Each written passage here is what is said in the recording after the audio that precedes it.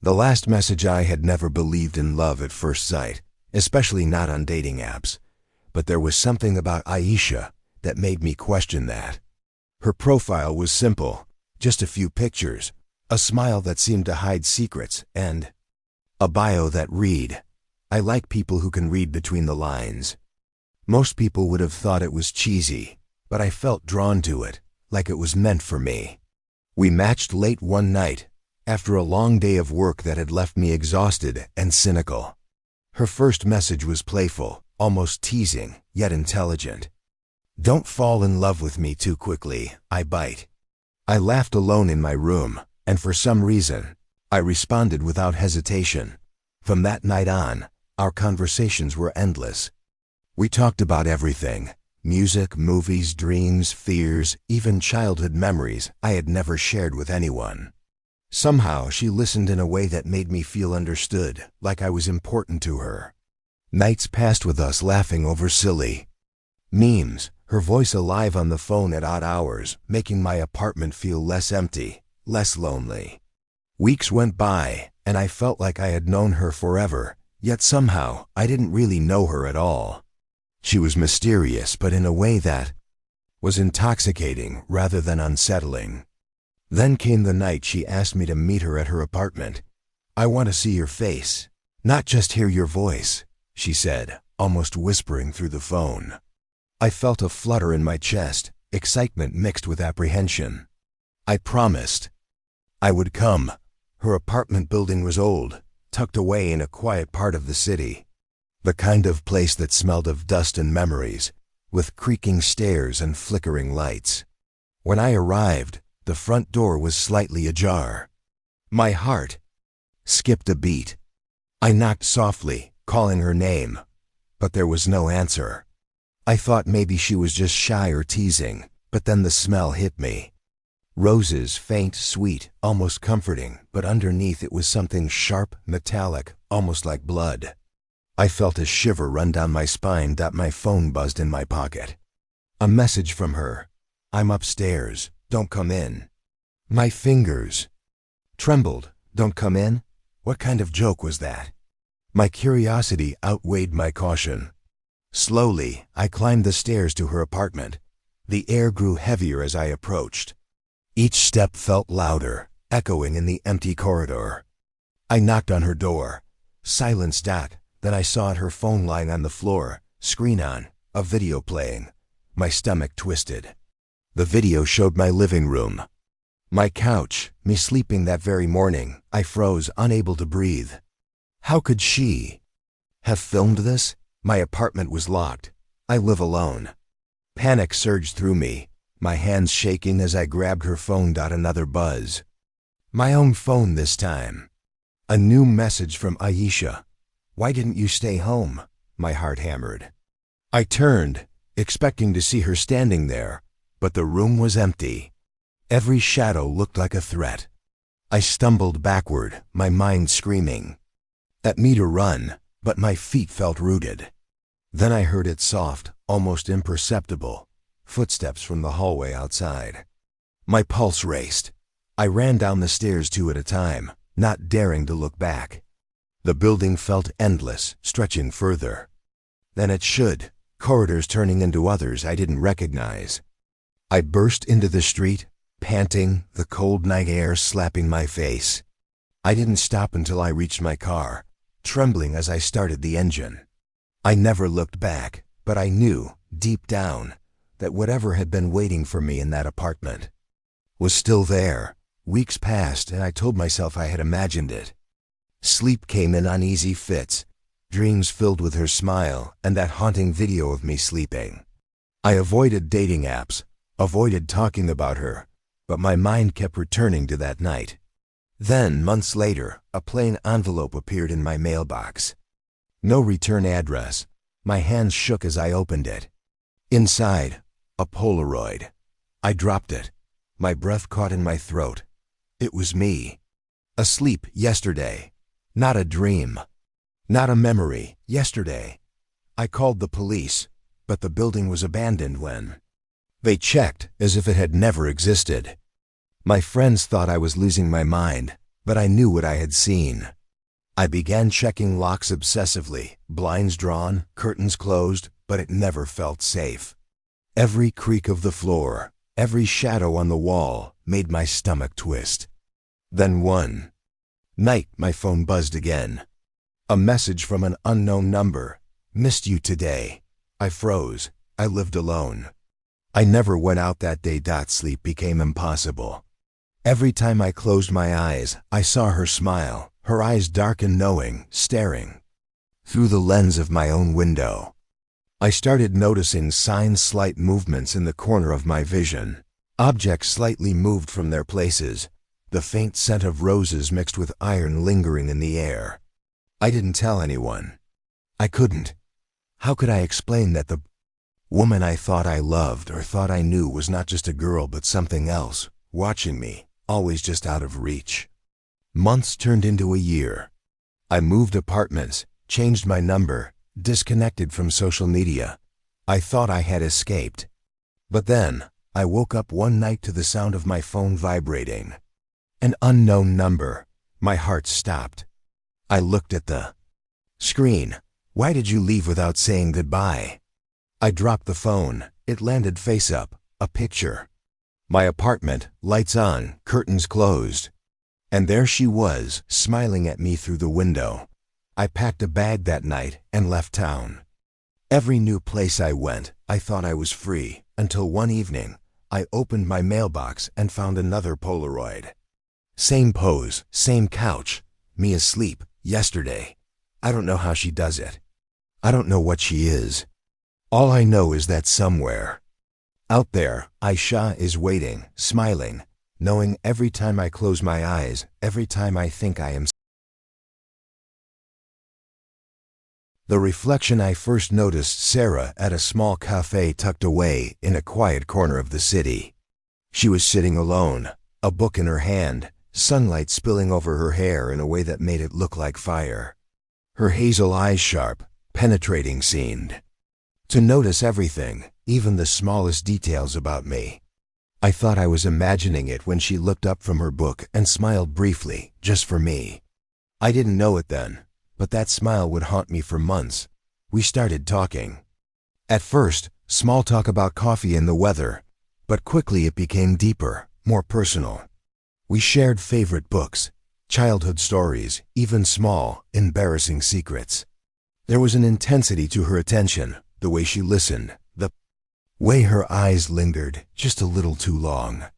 I told myself I was drawn to her charm, that it was nothing supernatural, nothing unreal. Just attraction. Dating her felt effortless. We spent days wandering the city streets, nights sharing pizza on her couch, mornings with coffee in hand, watching the sun rise through her apartment window. Everything was perfect, almost too perfect.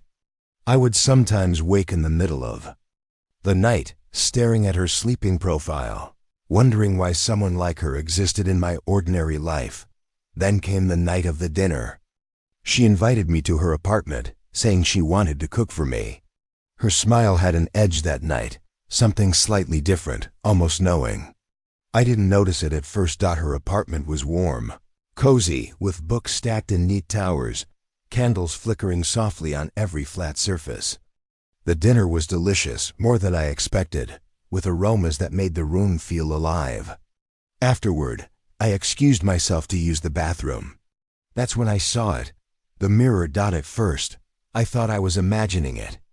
My reflection stared back at me, but it wasn't alone. Behind me, leaning slightly, smiling, was a girl who looked exactly like Sarah.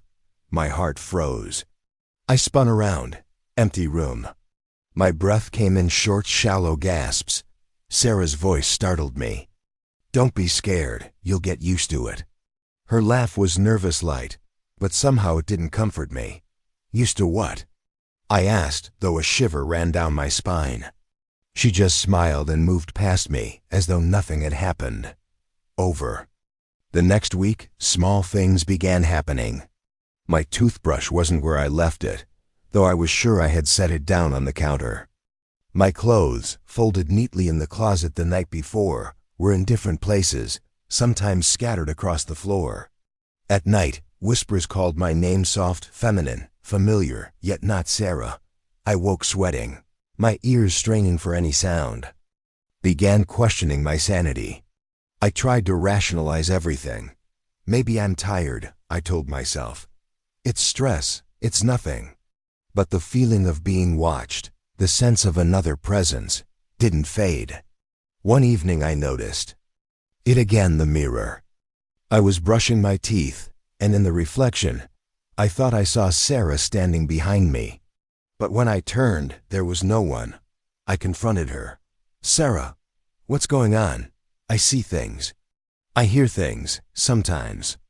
I feel like I'm not alone. Her expression softened, and she took my hand. You don't see me like I see myself, she said, almost wistfully, almost mournfully. I didn't understand. She started disappearing for hours, sometimes entire nights, claiming errands or work.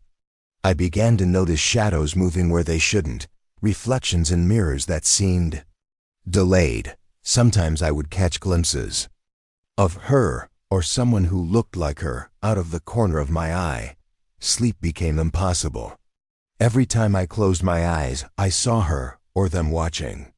There were nights when I woke to find objects in the apartment shifted, rearranged as if someone had lived there while I slept. The feeling of being watched became suffocating, like a weight pressing against my chest. Then came the morning that changed everything. I woke up to an empty apartment. No Sarah, no note, nothing. At first, I thought maybe she had left in the night, but everything felt wrong. Her scent lingered faintly, mixed with something metallic and sweet. I walked to the bathroom. That's when I saw it. Written across the mirror in lipstick, large and deliberate. I don't share mirrors. I dropped my toothbrush. My hands shook. The words were written in her handwriting, or the handwriting of someone who looked like her. Panic rose in my chest. I searched the apartment, checking closets behind doors, under the bed. Empty. Everything looked as it always had, except for the mirror. I never saw her again. I moved out of that apartment, changed my phone number, deleted social media, trying to escape. But sometimes, when I pass a mirror on the street, I see her or someone who looks like her, just standing there, smiling, staring at me. It's always the same, a hazel-eyed girl with a smile that hides secrets. Months later, I met someone new, someone ordinary. And for a while, I felt safe. Until one night, I woke up to a faint tapping on my bedroom window. I lived on the 4th floor. I froze. The tapping continued, rhythmic, deliberate. I pulled back the curtain slowly. A girl, my reflection's twin, was standing on the roof of the building across the street, staring directly at me, smiling. Hazel eyes sharp, knowing, almost triumphant. I never sleep without checking mirrors twice now. I never go anywhere without checking reflections in windows. Sometimes I feel her or them moving in the apartment, even when I'm alone. I don't know if Sarah was ever real, or if she or whatever she was chose me for something I cannot understand. But every mirror I pass reminds me of her warning, carved in lipstick, etched into my memory. I don't share mirrors. And I have learned, to my eternal regret.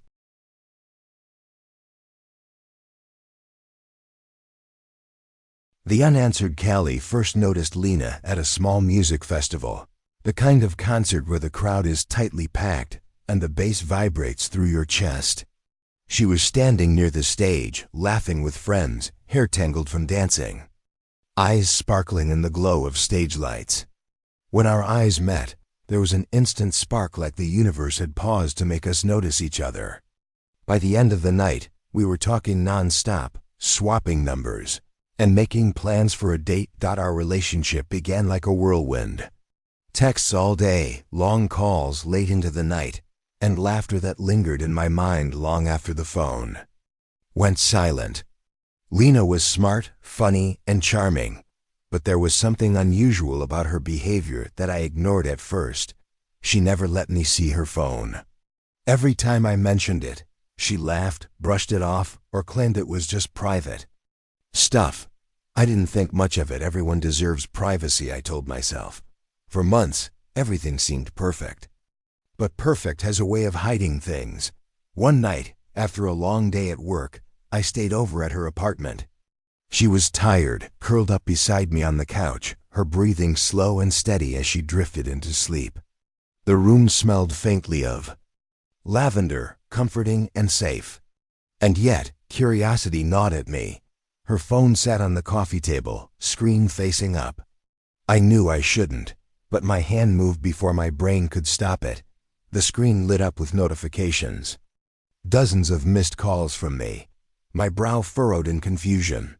I swiped through them, only to find something impossible. The calls weren't just from the past few days. They dated back months, even weeks before we met. And every single one I had made, she had answered. Except, according to her, she had been asleep or out. A chill ran down my spine. I checked the timestamps again and again. My heart raced. How could this be? Time doesn't work that way. Panic began to twist my stomach. I looked at her sleeping face, innocent, soft. Unaware, I considered waking her, asking her to explain. But before I could, my phone rang. Unknown number. I froze. Something about the call made my blood run cold. With trembling hands I answered. Don't. Meet her, a voice whispered, trembling and urgent. I recognized it immediately. It was Lena, but not her. Something was wrong. Something distorted in the tone, in the fear underlying the words. She's not me. I hung up, heart pounding, looking at Lena. But she wasn't there. I spun around. The couch was empty. My apartment felt suddenly hollow, like someone had sucked the warmth out of the room. And then I saw her, or someone who looked exactly like her, standing at the window. She was identical to Lena in every way, same smile. Same hair, same hazel eyes, but the grin was too wide, too predatory. My voice caught in my throat. Finally. Someone sees me, she whispered, stepping forward. I ran. I don't know how far, how fast. My legs burned, heart hammering, mind screaming at me to escape. I didn't look back. But even when I thought I was safe, I could feel her watching, just out of sight, in every reflection, in every darkened room, in every crowd. The next day, I returned to my apartment cautiously, only to find Lena's phone sitting on my couch. The screen lit up on its own, displaying a single message. I've been waiting. I touched the phone and felt a jolt, almost like electricity running through me. The battery was dead, yet the message remained. I contacted my friends. They didn't see what I saw. They hadn't heard the whispers, hadn't noticed the fleeting reflections of a girl who wasn't really there. I started sleeping in the living room, lights on, blinds drawn, every mirror covered with cloth. But it didn't help. Every mirror still reflected something behind me, something that shouldn't exist. Weeks passed. I avoided phones, avoided messaging, tried to ignore the nagging feeling of being stalked. But every time I closed my eyes, I heard her voice, Lena's, or rather, the thing that wore her face, calling me, begging me, warning me, laughing at me. Then came the day I decided to confront her, or whoever she was. I retraced my steps, revisited the concert venue, the cafe where we had first met, even the little park where we had shared our first kiss. Nothing. She had vanished completely. But every night, her or them presence crept closer. Shadows in the corners of rooms, fleeting glimpses in windows, whispers from my own walls. One night, I woke to find my apartment entirely dark, except for the faint glow of my phone on the table. A new message had appeared. You can't hide from me. I know where you sleep. My blood ran cold. I looked around. Mirrors reflected me alone, or so I thought, until I saw her, standing behind my reflection, smiling too wide. I began leaving my apartment, staying with friends, moving from place to place, hoping to shake the feeling, to escape. But every call I made sometimes from payphones, sometimes from strangers' phones, was answered before I even dialed. And every time I looked up, she was there, just behind me, or in the reflection, grinning, watching. I realized then that this was not just a person. It was something else, something that wore her face. It had studied me, waited for me, learned me. It was patient, meticulous, horrifyingly clever. Months later, I found a recording on my voicemail from an unknown number. I hesitated, dread pooling in my stomach before pressing play. It was her, laughing, softly at first, then louder. You thought it was over. You thought you escaped, but you never escaped me. You never saw her, you only saw the mask. I am always with you. I deleted the recording, but the sound of that laughter haunted me in the dead of night. I started checking my apartment constantly, removing every reflective surface, covering every mirror, unplugging every camera. But it didn't matter. It always found me. And then one evening, I woke to find my front door wide open. On the floor, a single phone. The screen lit up on its own. A message appeared. Finally, you're alone. I looked up, and the thing stood in the hallway, identical to Lena, smiling, eyes filled with hunger and satisfaction. I ran, again. But deep down, I knew there was no escape. Whoever or whatever this was, it would wait, patient and silent, until it could call me again. Until it could answer the unanswered call. I haven't stopped running. I haven't stopped checking reflections. I haven't stopped listening. And I fear that one day, when I least expect it, I will answer the phone, and I'll hear her voice, my Lena's voice, whispering from the other end. You can't hide from me anymore.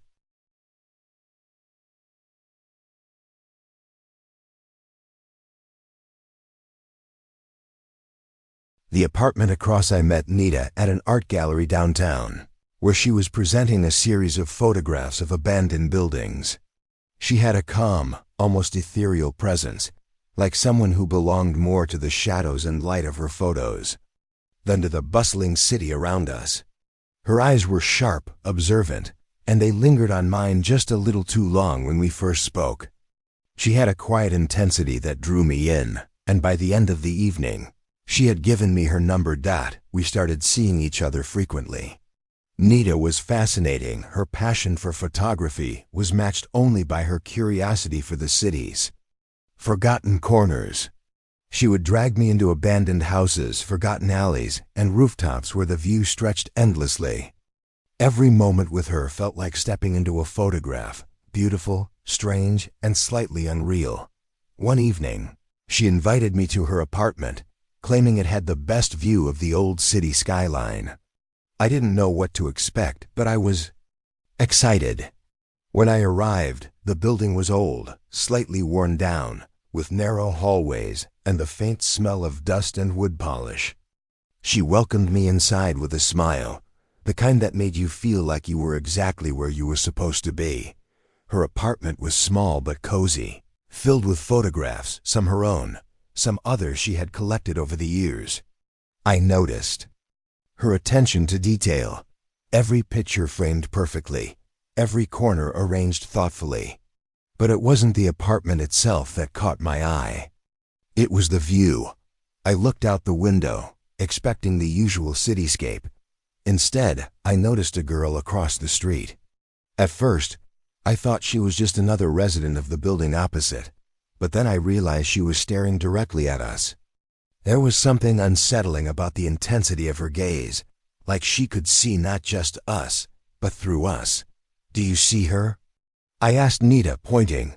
She glanced casually. Who? The girl. Across the street, in the building opposite.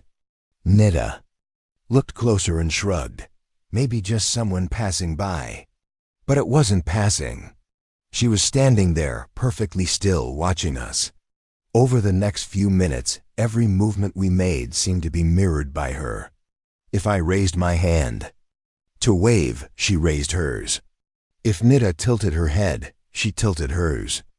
I laughed nervously, hoping I was imagining it. but the sense of being watched settled like a weight in my chest. Over the next few weeks, strange things began happening. Every time I visited Nita, I noticed the girl across the street. Sometimes she wasn't across the street. Sometimes I caught glimpses of her inside rooms where no windows existed. Moving in sync with us, always just slightly off, always observing. I started feeling like a stranger in my own apartment. Mirrors reflected shadows that shouldn't be there. Sometimes late at night, I would wake to the faintest tapping on my windows or a fleeting glimpse of a silhouette in the room opposite mine. The air felt heavier, thicker, as though something unseen was pressing against me. Nita, meanwhile, seemed completely unfazed. She laughed at my paranoia, brushing it off. With a casual smile. "You're letting your imagination run wild," she would say. But the unease didn't fade. It grew. Then came the night of the surprise. Nita asked me to close my eyes and allow her to blindfold me. She led me through her apartment, her hands steady and confident against mine. My heart pounded. I trusted her, but the air felt charged, like static before a storm. "Don't peek," she whispered, and I nodded. When I finally removed the blindfold, I froze. I wasn't in Nita's apartment. I was in the apartment across the street, the same building where I had seen the girl staring at us. The room was identical, almost exactly like Nita's apartment, but smaller, colder, and dimly lit, and there she was, the girl, standing in the corner, smiling. But this time, Nita was beside her, smiling too. Her presence was warm, welcoming, but it was wrong. You're in her apartment," I whispered, my voice trembling. Nita's smile didn't falter. "I wanted you to see," she said softly. "She likes to meet people. She's been waiting." I didn't understand. My mind spun, trying to grasp reality. How could this be possible? The building was across the street, several floors above the ground. How had we moved? How had I been blindfolded and transported without noticing? Panic surged through me. I ran to the door, trying to escape, but it wouldn't open. No matter how hard I pushed, no matter how violently I tried to force it, the door held firm. Behind me, the girl mirrored my every movement, grinning. Nita stood calmly beside her, as if nothing was wrong. "I thought you'd like to meet her properly," Nita said. "She's been so lonely." I realized then that this wasn't just a person. Something unnatural was at play. The girl across the street, whatever she was connected to Nita, or perhaps Nita herself was not what she appeared to be. My trust shattered, my fear overtaking everything. I searched for another way out. Suddenly, a window in the room opened. The girl waved at me mockingly, and Nita's smile widened. I didn't hesitate. I jumped. I landed in the alley below with a painful thud, scraping my hands and knees on the concrete. I ran, not looking back. I didn't stop until I reached a main street, lit by neon signs and the buzz of traffic. My chest burned, lungs screaming, but I kept moving. After that night, I never saw Nita again. Her phone went straight to voicemail. The apartment remained empty whenever I passed by. But I could never shake the feeling that she or the girl was still out there. Months later, I moved to a new city, trying to escape. For a while, I felt safe. Until one night, I was lying in bed when I noticed something unusual in my window. A reflection in my own room, but behind it, faint and distorted, was the figure of a girl staring directly at me. I froze. Her eyes were familiar. Hazel, sharp, knowing. And there, beside her, was Nita, smiling. I pulled the curtains closed, shaking. I moved apartments again and again. But sometimes, late at night, I still catch glimpses in windows, across streets, in reflections that shouldn't exist. She is always there, watching, waiting, smiling, and somehow, I know she always will be. And I know now, no matter how far I run, no matter how many cities I move to, she will always be across the street, watching,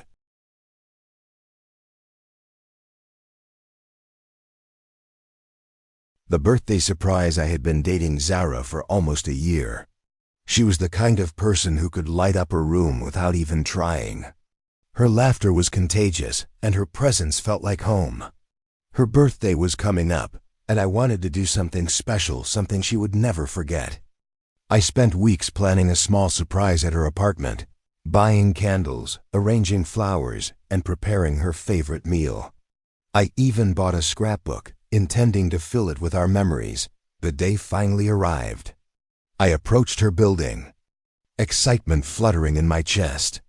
But as I reached for the door, I noticed something odd. The front door was slightly ajar. A shiver ran down my spine, but I rationalized it.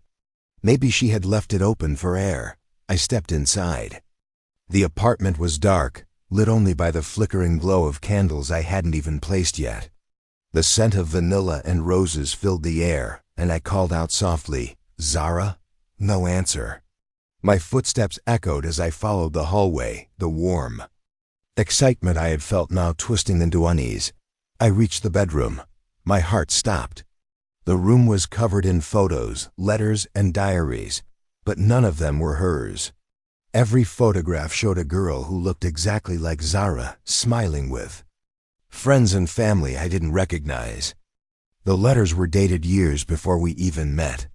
Every word, every signature, was eerily familiar, her handwriting, yet something was wrong. I picked up one of the diaries. The entries chronicled a life I didn't know. Birthdays, holidays, school days, milestones, all hers, but all in a timeline that made no sense. The girl in the photos smiled like Zara, laughed like her, even held herself like her, but the life it depicted was not the life I knew. A cold breeze brushed past me. I turned. "You're late." The voice was soft, familiar, and it made my stomach drop. I spun around. There she was. A girl identical to Zara, standing in the doorway, smiling. But her eyes, they weren't Zara's. They were darker, colder, with a strange glint that sent shivers down my spine. Who are you?" I stammered, taking a step back. The girl tilted her head, her smile widening. "Don't be scared. We've been waiting for you." I ran. My feet pounded against the wooden floor as I tried to escape, but the apartment seemed to stretch unnaturally. The hallway longer than it should be, corners bending in impossible ways. I slammed against doors, tried to call out, but my voice seemed swallowed by the walls. Outside, the city felt distant, unreal, as though I had stepped into a parallel world. The streets were empty, silent except for my own ragged breathing. I ran aimlessly, my mind racing, trying to comprehend what had just happened. Days passed. I returned to Zara's apartment cautiously, only to find it empty and silent. No sign of the girl, no sign of Zara. Her phone went straight to voicemail. I began searching online, desperate for answers. That's when I found it in old news. Article buried in a local archive. Local girl goes missing, believed to be living a double life. Residents report strange occurrences in her apartment. Family fears the worst. The photo accompanying the article made my blood run cold. It was Zara, or the girl who wore her face. The smile in the photograph matched mine. Perfectly. I started seeing signs everywhere. Occasionally, I would glimpse her in crowds, her face identical, but her eyes wrong. Sometimes I would wake to find objects in my apartment moved, little notes written in handwriting identical to hers. I stopped sleeping properly, checking every reflection, every shadow, every corner. I began piecing things together. The girl in Zara's place wasn't just pretending, she was a copy, an echo, a reflection of someone else's life. Each time I saw her, she was testing me, measuring my fear, drawing me in. And somehow, I knew she had been watching me for months, waiting for the perfect moment to reveal herself. I tried to warn friends, but no one believed me. They saw Zara or thought they did, but it wasn't her. It never had been. The duplicates were meticulous, flawless in every superficial detail. Only the eyes gave them away, cold and distant, glinting with something inhuman. One night, I returned to the apartment building one last time. The hallway was silent, still, unnervingly empty. I reached Zara's apartment door. It was locked. I pounded, screamed, but no response. And then I heard a soft, familiar laugh behind me. I spun. The girl was there, standing in the shadows. She smiled. My stomach dropped. The eyes I would never forget pierced into me. "Don't worry," she said softly. "She's safe, inside me." I ran. I never returned. Even now, years later, I can't escape her. Occasionally, when I pass mirrors, shop windows, or even reflections in car windows, I see her standing behind me, smiling, identical in every way except for those eyes. I hear whispers of my name, faint but deliberate, reminding me that she's still there, still watching, still waiting. And I know now that I will never truly see Zara again. That smile I loved, the eyes I adored, they belong to someone, or something else entirely. Something that lives in shadows, in reflections, in the hidden spaces between life and memory. I have learned to ignore mirrors, to avoid photographs, to never linger too long anywhere. But the feeling never leaves me. The sense that she or her duplicates are always near, observing, measuring, planning. And someday, inevitably, they will close the distance, and I will see that smile again, perfectly placed,